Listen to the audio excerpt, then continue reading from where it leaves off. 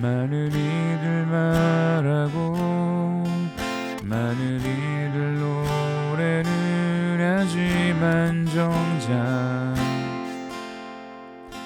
가진 않는 길 두려울 생각보다 많이 힘들고 험한 길보단 그저 말로만 가려기에 점점 멀어져만 가네. 내게 생명 주었던 그 길 점점 이용하려 하네.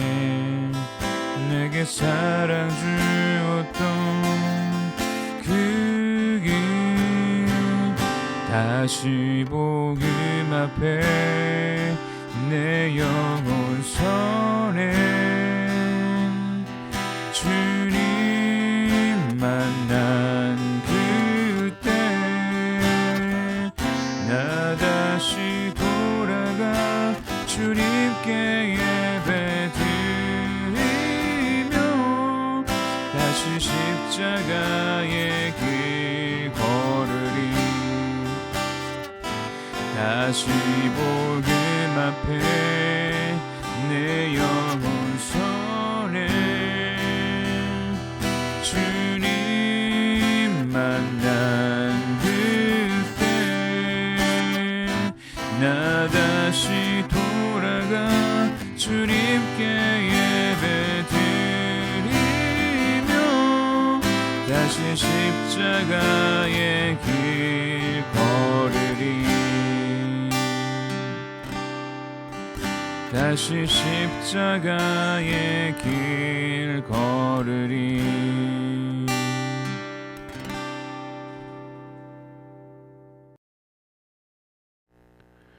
오늘 우리에게 주신 하나님 말씀은 고린도전서 15장 1절에서 11절까지 말씀입니다. 고린도전서 15장 1절에서 11절까지의 말씀을 함께 보겠습니다. 형제들아, 내가 너희에게 전한 복음을 너희에게 알게 하노니 이는 너희가 받은 것이요 또 그 가운데 선 것이라. 너희가 만일 내가 전한 그 말을 굳게 지키고 헛되이 믿지 아니하였으면 그로 말미암아 구원을 받으리라. 내가 받은 것을 먼저 너희에게 전하였노니 이는 성경대로 그리스도께서 우리 죄를 위하여 죽으시고 장사 지난 바 되셨다가 성경대로 사흘 만에 다시 살아나사 게바에게 보이시고 후에 12 제자에게와 그 후에 500여 형제에게 일시에 보이셨나니 그 중에 지금까지 대다수는 살아있고 어떤 사람은 잠들었으며 그 후에 야고보에게 보이셨으며 그 후에 모든 사도에게와 맨 나중에 만삭되지 못하여 난 자 같은 내게도 보이셨느니라.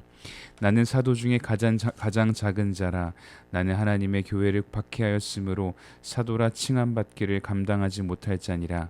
그러나 내가 나된 것은 하나님의 은혜로 된 것이니 내게 주신 그의 은혜가 헛되지 아니하여 내가 모든 사도보다 더 많이 수고하였으나 내가 한 것이 아니요 오직 나와 함께 하신 하나님의 은혜로라.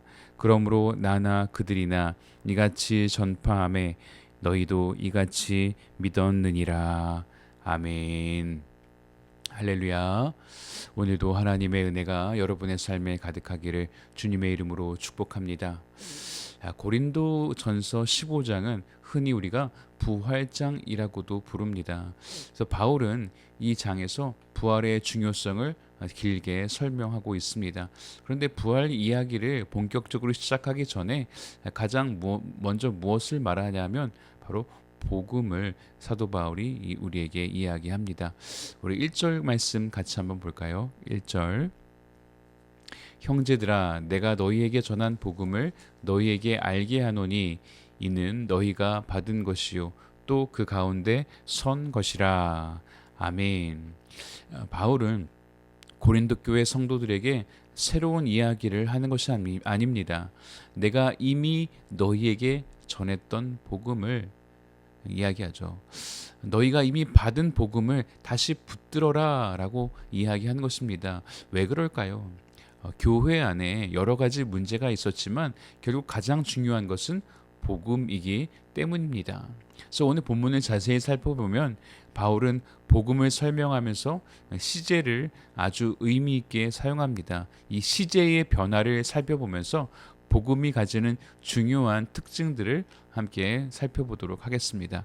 첫 번째, 복음은 과거에 일어난 역사적 사건입니다.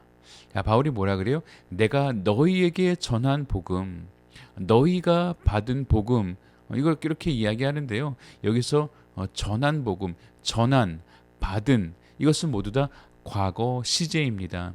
과거에 한번 일어난 역사적인 사건을 말하는 것입니다. 그래서 복음은 그냥 우리가 흔히 이야기하는 옛날 이야기 같은 것이 아닙니다. 실제로 일어난 역사적 사건임을 강조하는 말입니다. 우리 3절 4절 말씀도 같이 볼까요? 3절 4절. 이는 성경대로 그리스도께서 우리 죄를 위하여 죽으시고 장사 지낸 바 되셨다가 성경대로 사흘 만에 다시 살아나사. 아멘. 그러니까 예수님은 우연히 오신 것이 아니라 오랫동안 예언되었던 대로 실제로 십자가에서 죽으시고 장사되시고 부활하셨습니다. 그래서 기독교 신앙은 실제로 일어난 하나님의 구원 사건을 믿는 것입니다. 근데 우리는 때때로 감정에 따라 우리 신앙이 흔들릴 때가 있죠. 기도가 잘 되지 않을 때도 있습니다.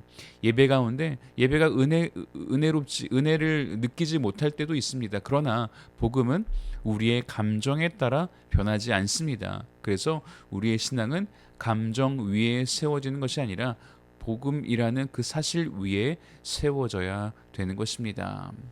두 번째는 복음은 지금도 우리를 붙들고 있다. 바울은 1절 마지막에 보면은 또 그 가운데 선 것이라고 말합니다. 여기서 선 것이라는 단어는 완료형으로 쓰여졌습니다. 완료형은 과거에 일어난 일이 현재까지 계속 영향을 미치고 있는 상태를 의미하는 것입니다. 고린도 교회 성도들은 과거에 복음을 받았습니다. 그러나 그 복음을 받은 것이 끝이 아니죠. 지금도 그 복음 위에 서 있어야 하는 것입니다. 우리가 과거에 예수님을 뜨겁게 만났던 그 경험도 물론 중요하지만 더 중요한 것은 오늘도 십자가의 은혜를 의지하고 있는가, 오늘도 복음 위에 서 있는가, 이것이 중요하다라는 거예요. 우리의 삶에는 수많은 것들이 흔들립니다. 우리가 믿고 있던 사람과의 관계도 흔들리고요. 우리의 건강도 흔들리고 경제도 다 흔들립니다. 그러나 복음 위에 서 있는 사람은 결코 흔들리지 않습니다. 왜냐하면 복음은 변하지 않기 때문입니다. 마지막 세 번째로 복음은 지금도 우리를 구원하고 있다. 우리 2절 말씀 다시 한번 같이 보겠습니다. 2절. 너희가 만일 내가 전한 이 말을 굳게 지키고 헛되이 믿지 아니하였으면 그로 말미암아 구원을 받으리라. 아멘. 여기서 구원을 받으리라, 이 말은 현재 시제입니다. 직역하면 구원을 받고 있다라고 하는 뜻이죠. 우리는 보통 구원을 과거형으로 생각합니다. 그러나 성경은 구원을 과거형으로만 말하지 않습니다. 우리는 이미 구원받았지만 동시에 지금도 구원을 받아가고 있다라는 것이죠. 하나님은 오늘도 우리를 죄에서 건져내시고 우리를 변화시키시고 계십니다. 그래서 우리는 매일매일 이 복음이 필요한 것입니다. 어제의 은혜만으로는 우리가 살 수 없는 거예요. 오늘도 그 복음이, 십자가가 우리의 삶에 필요한 것입니다. 사랑하는 성도 여러분, 복음을 과거의 기억으로만 남겨두지 않았으면 좋겠습니다. 내가 옛날에 예수를 믿었다, 거기에서 멈추지 마시고 오늘도 그 복음 위에 서시기 바랍니다. 오늘도 그 십자가의 은혜를 의지하시기 바랍니다. 그때 우리는 이 바울과 같이 이렇게 고백하게 될 것입니다. 복음은 과거의 사건이 아니라 오늘도 나를 살리는 하나님의 능력입니다. 이 고백으로 오늘 하루도 승리하시기를 주님의 이름으로 축원합니다. 우리 같이 기도하겠습니다. 하나님 아버지 감사합니다. 우리가 복음을 단순히 지식이나 과거의 경험으로 여기지 않게 하여 주옵소서. 예수 그리스도의 십자가와 부활이 오늘도 우리를 붙들고 변화시키는 능력임을 믿고 경험케 하여 주시옵소서. 날마다 복음 위에 굳게 서게 하여 주시고 복음으로 승리하는 우리 모든 필라함비교회 성도들 될 수 있도록 축복하여 주시옵소서. 감사드리며 예수님의 이름으로 기도하옵나이다. 아멘.